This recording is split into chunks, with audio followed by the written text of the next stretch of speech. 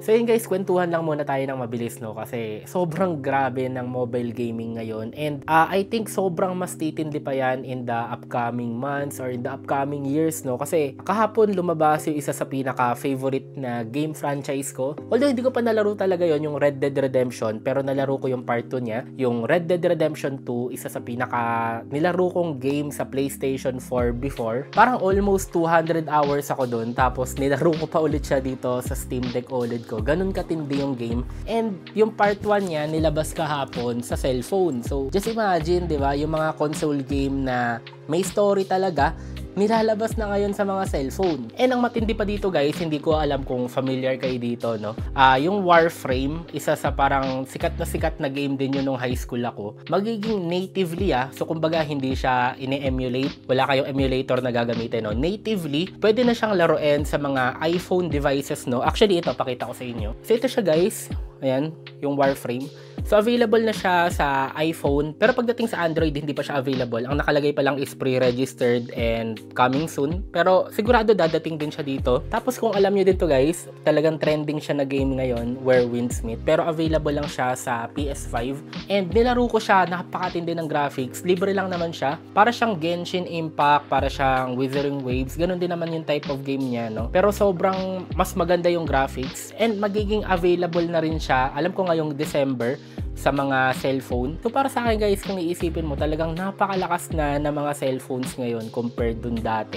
And may nag-comment pa nga dun sa isang video ko nung naglaro ako ng Red Dead Redemption. Ang sabi niya, papunta pa lang tayo sa golden age ng mobile gaming na kung titignan mo nung pandemic, akala natin yun na yung golden age ng mobile gaming kasi lahat nagmo-Mobile Legends, lahat nagko-Call of Duty, lahat nagpa-PUBG Mobile. Talaga, alam mo yun? Pero parang may factor doon na parang bored lang tayo, no? Kasi kung iisipin mo, parang sa Asia lang naman naging booming talaga yung mobile games. Since hindi natin kayang, hindi naman lahat pero alam naman natin third world country tayo. So, hindi lahat parang that time before pandemic or nung pandemic na kayang bumili ng mga gaming PC, ng mga laptop na mahal para makapaglaro ng mga games. Kadalasan sa atin, katulad ko, pupunta lang ng computer shop para makapaglaro ng Special Force, makapag-Dota. Kaya nung dumating yung time na yung mga MOBA games, yung mga FPS games, pwede nating laruin sa phone. Lahat tayo, di ba? Yun ay nilalaro. Pero pag yung usapang gaming talaga na console quality na, alam mo yun, may mga story, yung mga parang Last of Us, parang God of War, parang GTA,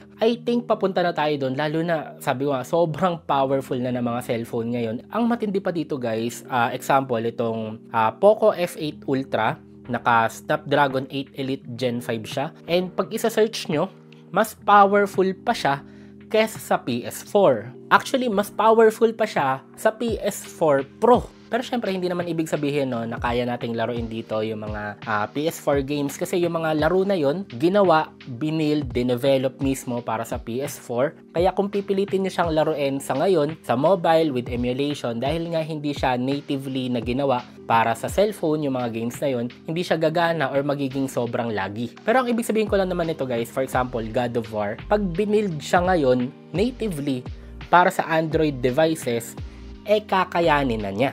Take note lang na hindi lang to for Android, mas advanced pa nga yung mga iPhone Sa iPhone, available pang laruin yung games like Resident Evil 2, Resident Evil 3, Resident Evil 4, Death Stranding, yung Assassin's Creed Mirage, and yung iba pang console games na even yung mga Red Magic, Asus ROG, hindi kayang laruin kasi parang nakipag-deal sa Apple yung mga developer na parang doon lang maging exclusive games lang muna sila. Pero ang point dito, possible na yung mga ganong type ng games sa cellphone. Tapos kung iisipin nyo din guys, ang bilis mag-advance ng technology natin. Pwedeng yung pinaka-powerful ngayon na chipset, which is yun nga, yung Snapdragon 8 Elite Gen 5, nakakakuha siya ngayon ng around 4 million points sa Antutu. So napakalakas niya talaga. Pero bigyan nyo lang to guys, 1 to 2 years, baka less than pa Yung ganong power, mapupunta na sa mga mid-range cellphone. Alam niyo kung bakit? Ganun yung nangyayari for the past years. And even nga yung mga entry-level phones, yung mga budget phones, sobrang powerful na kahit Genshin Impact, kaya na mag 60 FPS sa mga entry-level na cellphone. So ako, as a gamer, parang nakakatuwa lang na imaginein na after ilang years or after ilang months, baka magulat tayo next year, pwede na, di ba?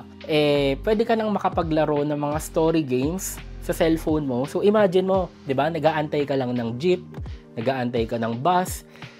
Dami mong nakikita sa labas, ang nilalaro ngayon, Mobile Legends, 'di ba? Baka after ilang months lang, after ilang years lang, yung mga nasa labas habang nag-aantay sa bus, 'di ba? Parang ang nilalaro na God of War, naglalaro ng Last of Us. So parang grabe na talaga yung power ng mga phone na kung titingnan mo parang requirement na meron kayong external cooler kung gusto niyo talaga maglaro ng mga heavy games kasi yung PC nga, 'di ba, yung laptop nga, yung console katulad ng PS4, PS2, may mga dedicated fans yan eh. Paano pa kaya yung cellphone na mas malakas pa sa lahat ng yun tapos walang cooler, 'di ba? So umiinit talaga siya. So yun lang guys, nakwento ko lang sa inyo. And kayo, what do you think sa magiging future ng mobile gaming? Sa tingin nyo, positive ba na nagiging ganun ka-powerful yung mga cellphone na dinadala natin, ginagamit natin for everyday usage? Or parang in a way, negative din na dahil nga ganun na siya ka-powerful and sobrang dami nating nagagawa sa kanila and portable pa, parang karamihan sa atin, nandito na mismo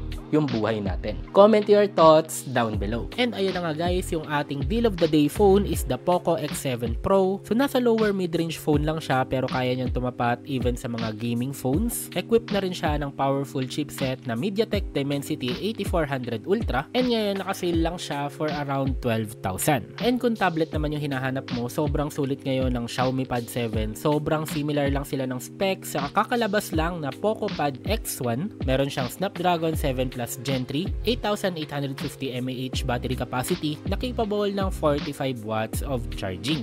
Currently, nakasale naman yung 8128GB variant niya ng around 13,000 lang.